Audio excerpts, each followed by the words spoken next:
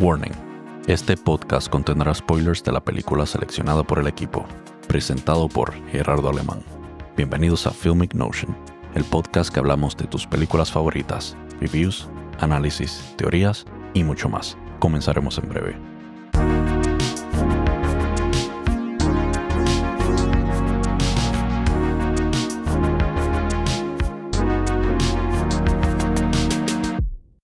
Hola, y vamos a estar analizando la película A Real Pain con la actuación de Jesse Eisenberg, Kieran Culkin, Will Sharp, Jennifer Grey, Kurt Eyawan, Lisa Sardowi, Daniel Oreskes, entre otros. Aquí estamos en otro episodio de esos que veo películas durante el fin de semana y las discuto para ustedes en la sección a la que yo le llamo Simplemente Yo.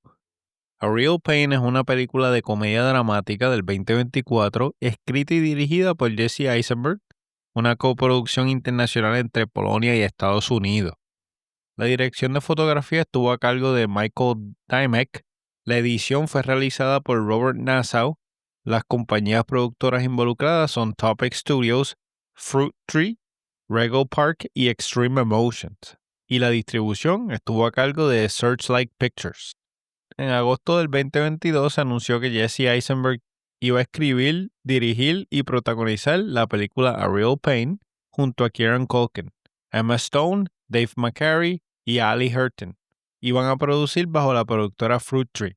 Inicialmente, Eisenberg ofreció el papel de Benji a Eric Andre, quien lo rechazó tras leer el guión y no querer hacer una película que tratara del Holocausto en Polonia, considerándolo un tema pesado. Eisenberg no conocía el trabajo de Culkin antes de desarrollar la película, pero decidió contactarlo por su esencia y la recomendación de su hermana. Aunque al principio no le envió las primeras páginas del guión porque pensaba que el papel debía ser para un actor judío y Culkin fue criado católico. Finalmente, pues lo convenció. Eisenberg quería interpretar a Benji, ya que compartiría algunas características con el personaje, pero los productores recomendaron que no lo hiciera porque era un personaje difícil mientras estaba dirigiendo.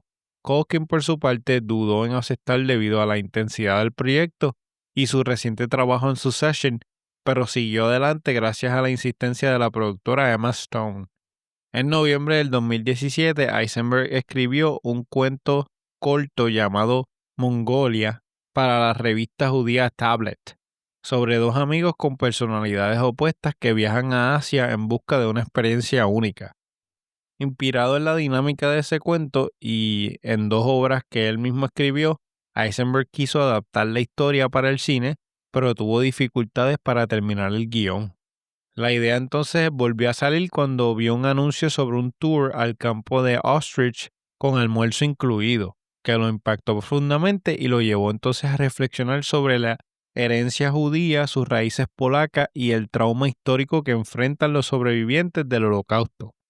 Así entonces fue que nació A Real Pain como un experimento donde dos primos con distintas luchas emocionales se enfrentan al trasfondo de la Segunda Guerra Mundial para explorar el dolor y la memoria de manera visual y emocional tras la muerte de su abuela.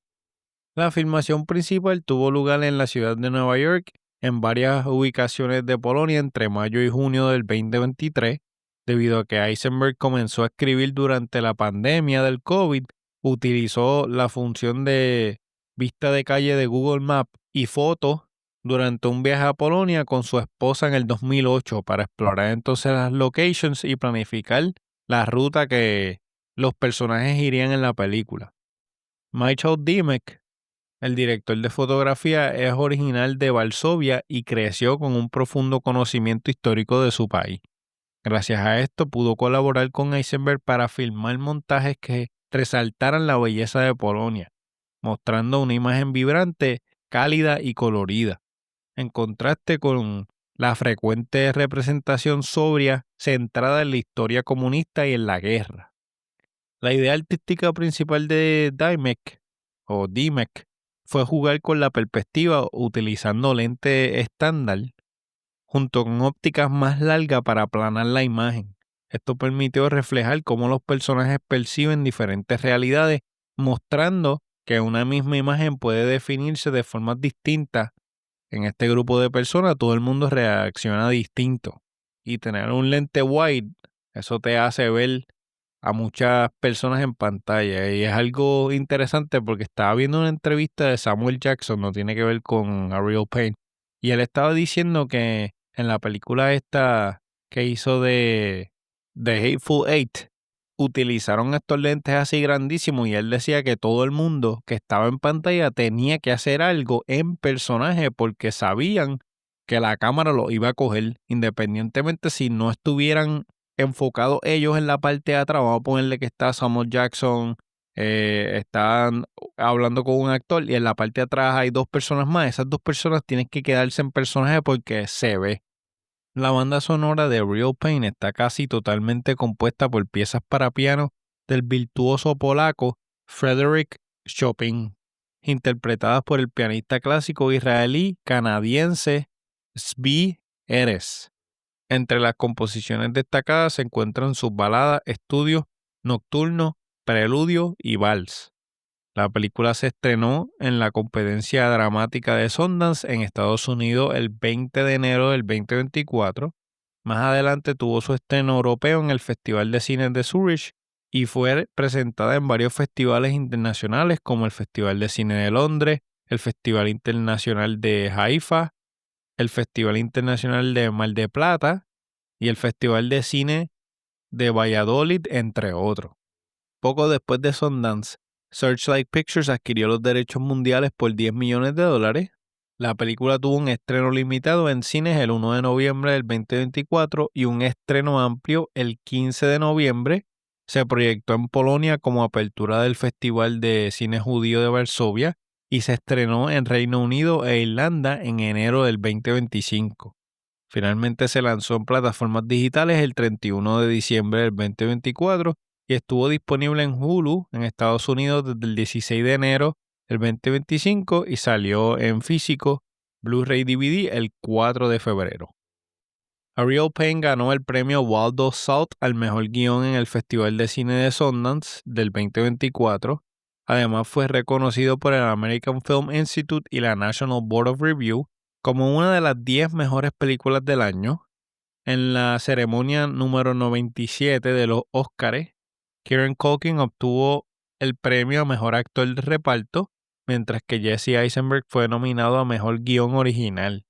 Culkin se convirtió en el primer actor desde Christopher Plummer en ganar esta categoría con una película que no estuvo nominada a Mejor Película. La película también obtuvo 2 premios en la edición número 78 de los British Academy Film Awards y en los Independent Spirit Award número 40, destacando el guión de Eisenberg y la actuación de Culkin. En los Critics' Choice Awards número 30 ganó Mejor Comedia y Mejor Actor de Reparto. Además recibió 4 nominaciones en los Globos de Oro número 82, ganando Mejor Actor de Reparto para Culkin.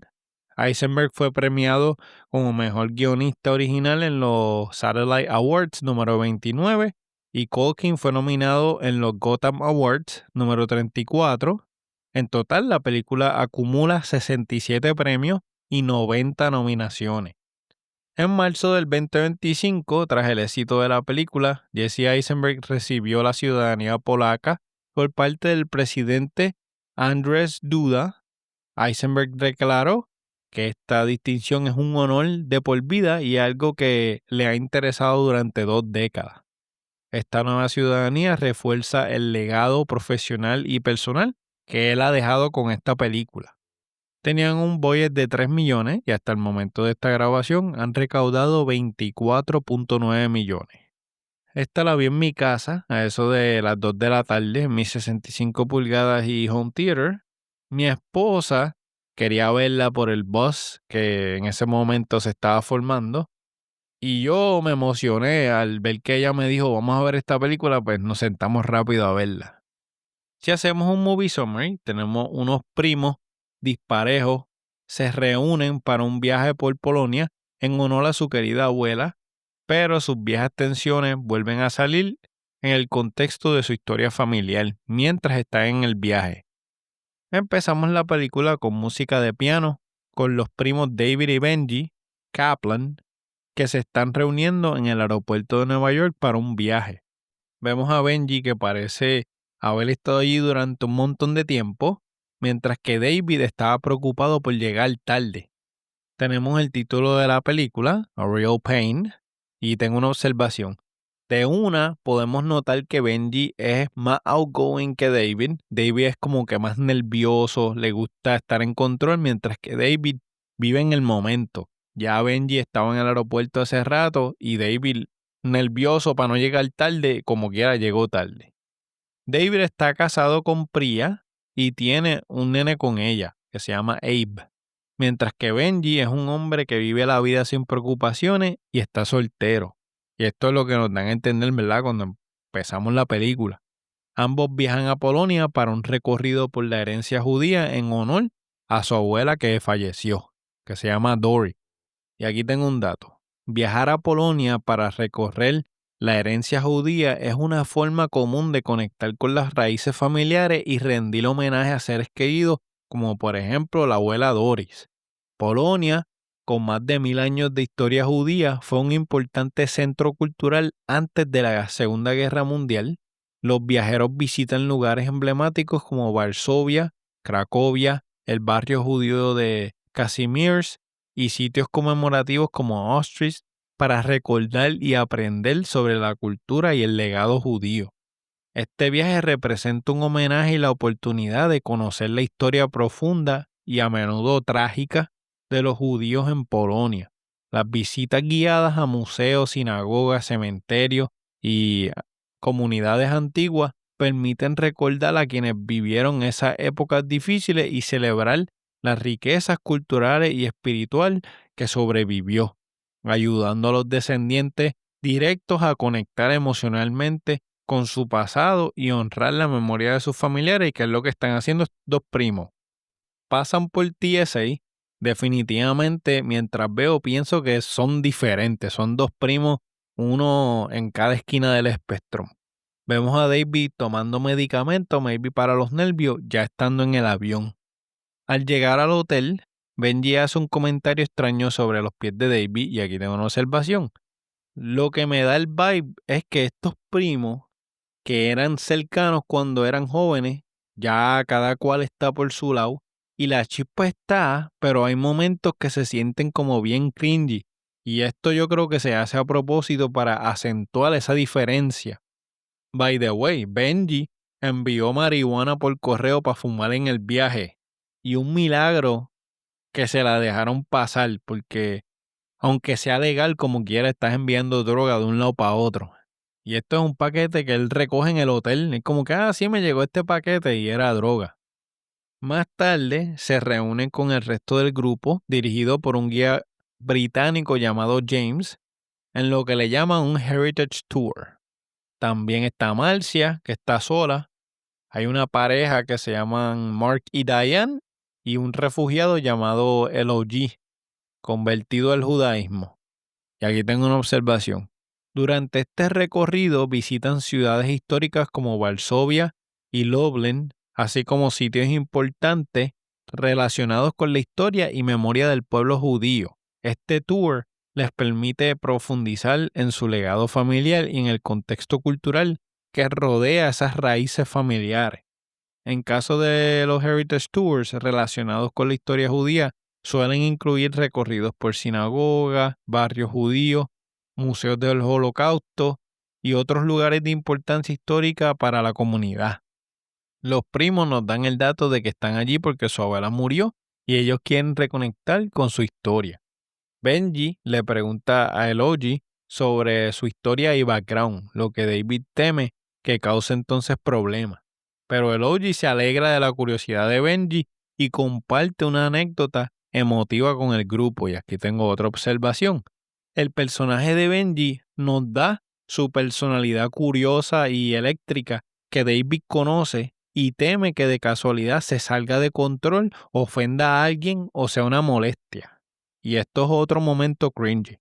Deciden salir del hotel y el grupo comienza a recorrer la ciudad, donde se encuentran con un monumento de soldados polacos que es el Ghetto Warsaw Memorial. Y aquí tengo un dato. Este monumento honra a las valientes personas que protagonizaron el levantamiento del gueto de Varsovia durante la Segunda Guerra Mundial. fue una resistencia contra la persecución nazi donde los judíos que vivían en el gueto lucharon con gran coraje para defender su dignidad y vida. David solo quiere tomar fotos de lejitos. Benji consigue que todo el grupo haga poses elaboradas que entonces David termina retratando. Él los llama a todos y mira, párate aquí, vamos a hacer esto, párate acá, vamos a hacer esto, vamos a actuar como si estuviéramos en este momento. Y David termina tomando la foto. Mientras caminan, Benji también conecta con otros como Marcia. Y aquí tengo una observación técnica. La música adorna excelentemente las escenas. Cinematografía y encuadre interesantemente me acuerda a Midnight in Paris. Esta escena que todos participaron me gustó porque poco a poco Benji los unió en el tour que al parecer David no estaba tan interesado. Por eso fue que él terminó tomando la foto. Mientras viajan en el tren, Benji le da como una crisis y se muestra muy incómodo al pensar de que, siendo judíos, están sentados en un vagón que los habría llevado a campos de concentración durante el Holocausto. Termina yéndose a otro vagón con David siguiéndolo para que no se quede solo. Los muchachos se bajaron en una parada que se dan cuenta que es la estación equivocada. Y esto pasó porque Benji no quiso despertar a David, que se quedó dormido en el tren después de calmarlo. Mientras tanto vemos a David furioso, porque él es todo al pie de la letra con control. Benji saca una idea para volver con el grupo sin tener que comprar billetes nuevos, suben a un tren en dirección contraria y se dirigen al vagón de al frente, que es la de primera clase, y no los cogieron. Se reúnen con el grupo, que ya tenían maletas esperándolo, y llegaron un poquito tarde, pero el plan funcionó. Aquí yo tengo una anécdota cuando yo fui a Noruega con mi amiga María. Nosotros habíamos comprado un pase de una semana para el Light Rail, que yo creo que me costó como $20.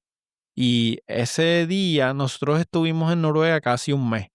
Y me acuerdo ese día dijimos, pues, como vamos de una parada a otra, bien fácil, no voy a comprar otro pase. Y lo que costaba a lo mejor eran como $2, pero de ay, olvídate, nos sentamos y no se van a dar cuenta. La cosa es que nos sentamos en el aire en la parte de atrás de ese vagón. Y da la casualidad que en una de las paradas, alguien paró antes de la que nosotros se supone que nos bajáramos, se metieron policías y empezaron a chequear tickets, a chequear tickets, a chequear tickets, a chequear tickets. Y llegaron como 2 filas de asientos antes de la de nosotros. Y nosotros sudando, nosotros mirándonos y sudando porque si tú no tienes el boleto al día o un boleto que sea válido, te dan una multa de $100. So, como te dije, 2 filas de asientos antes de la de nosotros, de momento llaman al policía y él contesta así en el radio y dice, lo que dijo, yo no sé, porque era en noruego.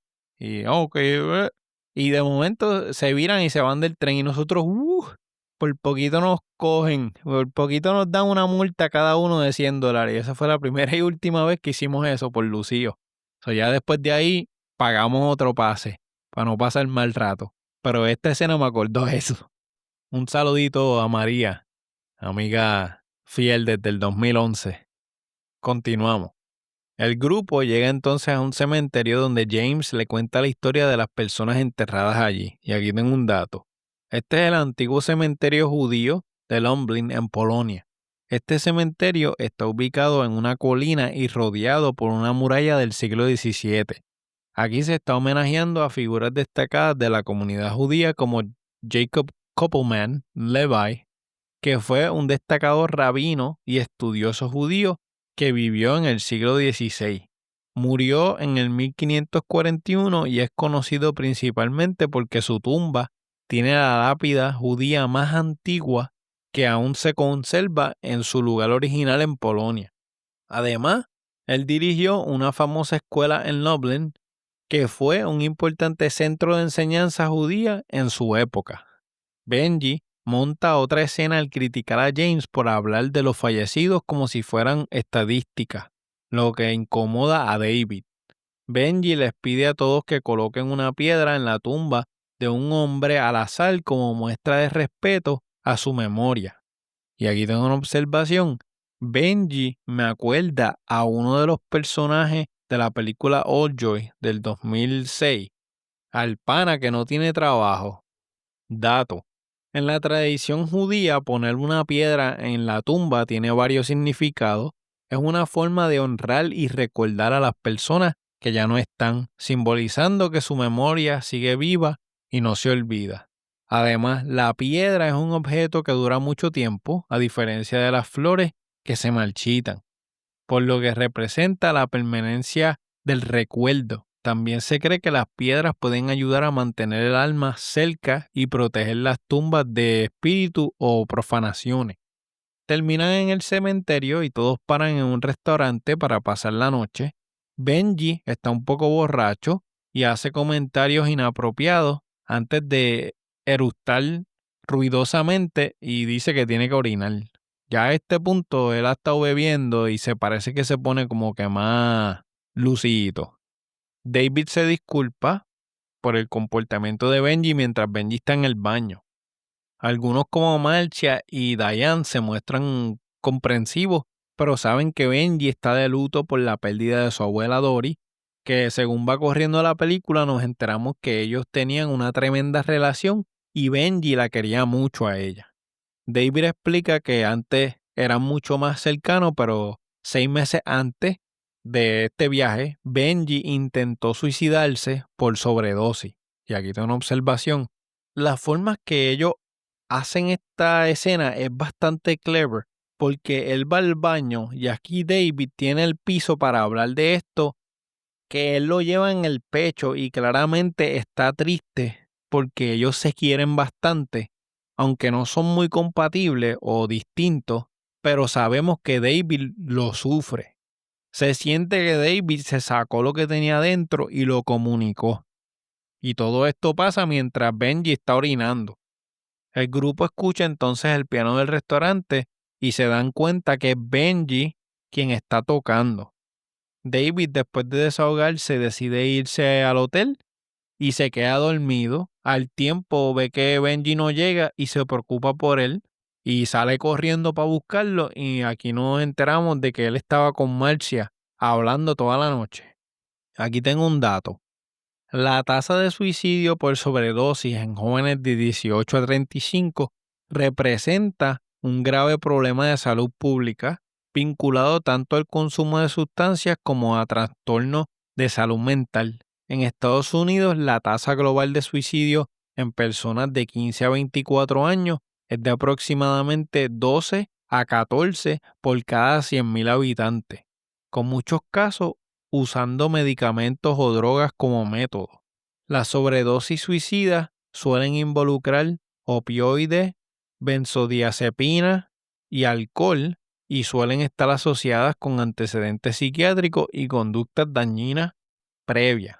La autolección no suicida es común en adolescentes y jóvenes con hasta 38 a 40% en ciertos grupos, especialmente mujeres, y pueden ser un factor de riesgo para intentos suicidas más graves como la sobredosis. Al día siguiente, el grupo va a visitar un antiguo campo de concentración, aunque todos reaccionan con emoción al estar allí. Benji apenas puede contenerse junto a David.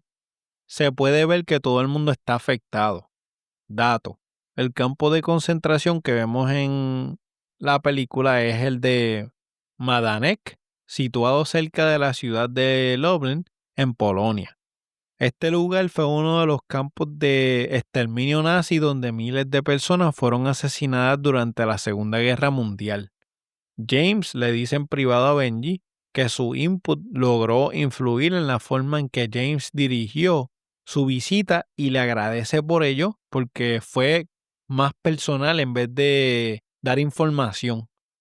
Más tarde esa noche, tras separarse del grupo, David y Benji se cuelan en el Hotel Victoria para subir a la azotea a fumar un cigarrillo de esos de marihuana que trajo Benji. Y mientras están fumando arriba, tienen una conversación que empieza bastante amigable, pero se convierte en una discusión cuando Benji sugiere que no habrá tiempo para compartir y que ya después del viaje David seguirá con su rutina y no se van a buscar. David, por su parte, está preocupado que le vaya a pasar algo. Entonces Benji comenta que David antes era un nene bien llorón, más que ahora. Algo que, según él, sería terrible hacer constantemente porque ya son dos manganzones. David se molesta con Benji por su intento de suicidio y le expresa su coraje por la decisión que tomó y por preocupar tanto a su familia. Aquí tengo una observación. Esta escena es cerrada, es íntima y con el corazón en la mano porque los primos hablan del tema a calzón quitado y es tremenda escena. Están ellos dos hablando y se sacan del pecho los sentimientos que tienen. A la mañana siguiente, justo antes de irse a la casa, David y Benji se detienen en la antigua casa de su abuela Dory. Benji le cuenta a David cómo su abuela le dio una bofeta porque había quedado con ella para cenar más tarde una noche y estaba bajo la influencia de droga y la abuela le metió una bofeta. Benji dice que fue lo mejor que le ha pasado en la vida. Los dos dejan piedras en la entrada como homenaje, pero un vecino ya viejito y su hijo adulto los ven. El hijo le traduce a su papá y se entera por sus primos del propósito de la visita, aunque dice que es un gesto dulce, comentan que es mala idea dejar esas piedras frente a la puerta porque hay otra anciana que vive ahora en la casa y se puede tropezar con las piedras que dejaron, así que David y Benji las quitan antes de irse.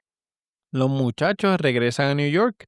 Al salir del aeropuerto, David invita a Benji a cenar a su casa, pero Benji le dice que no, diciendo que en el aeropuerto se conoce a la gente más loca. David le da una bofeta como hizo su abuela Dory, esperando que esto influya en Benji en cambiar de opinión y que vaya a comer con la familia. Pero Benji se ríe y se dan un abrazo, esos abrazos con ganas, largo. David entonces regresa a la casa y está Priya y su bebé Abe.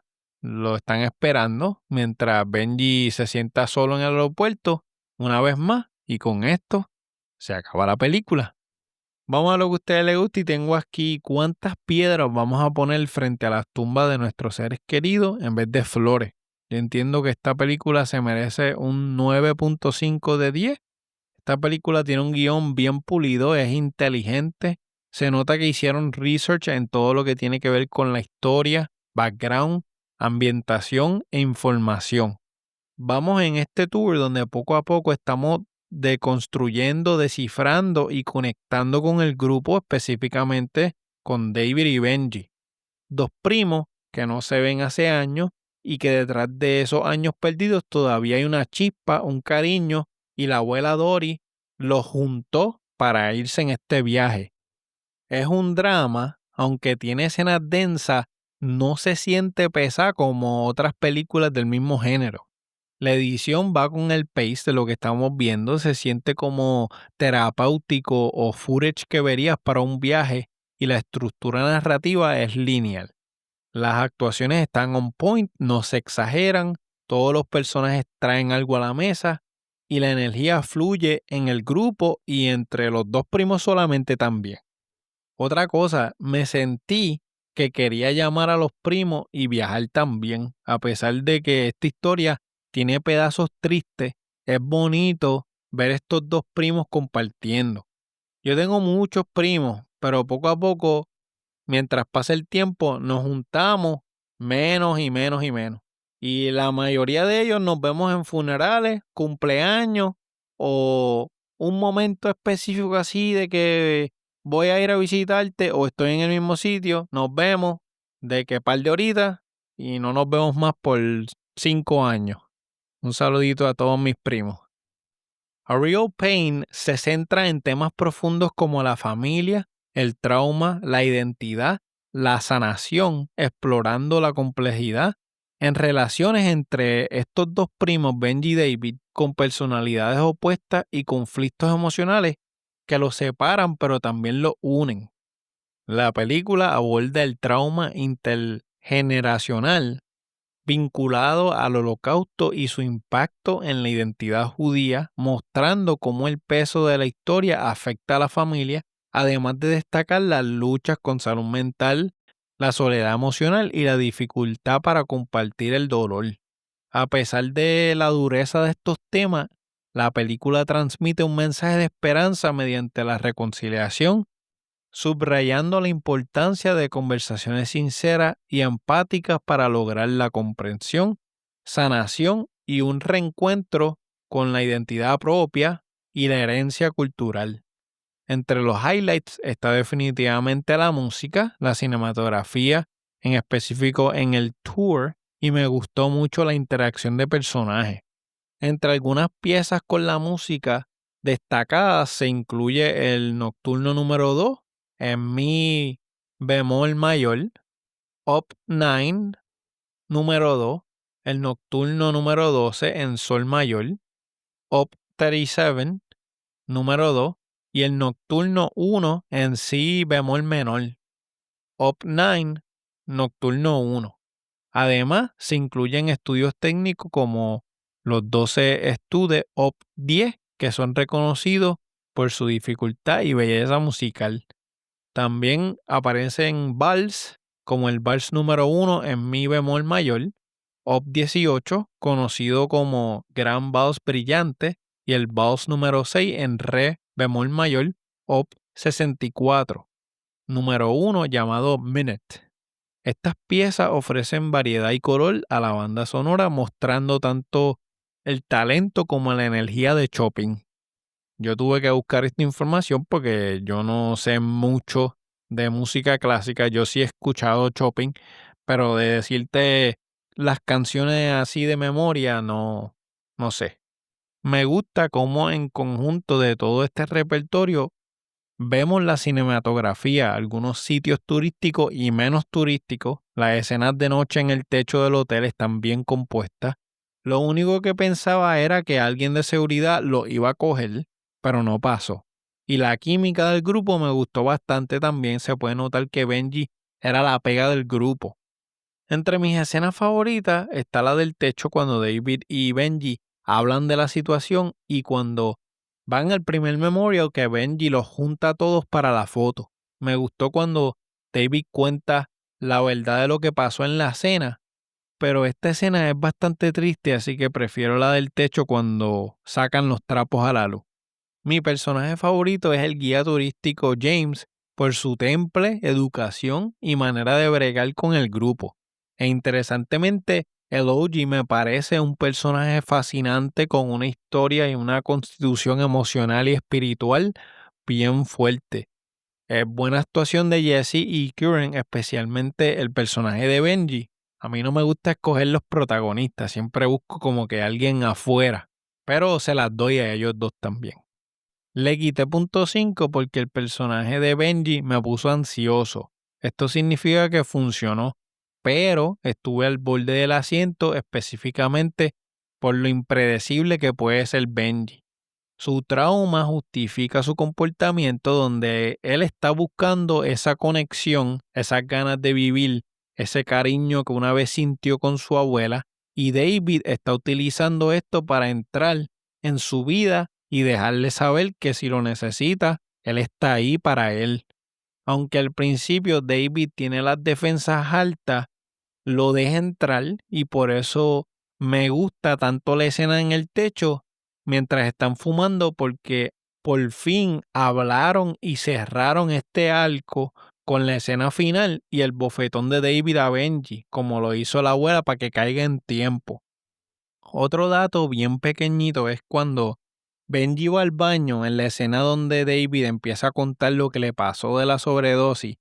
Si te das cuenta, la cámara está abierta, él se para va al baño y de momento se va cerrando, se va cerrando, se va cerrando, se va cerrando y nos quedamos con Benji y tenemos de momento la reacción de dos o tres personas, ¿verdad? En la mesa, pero es como si estuviéramos en una burbuja donde Benji no sabe lo que está pasando y nosotros ya entonces estamos al día con lo que pasó y entendemos por qué Benji se comporta de esta manera.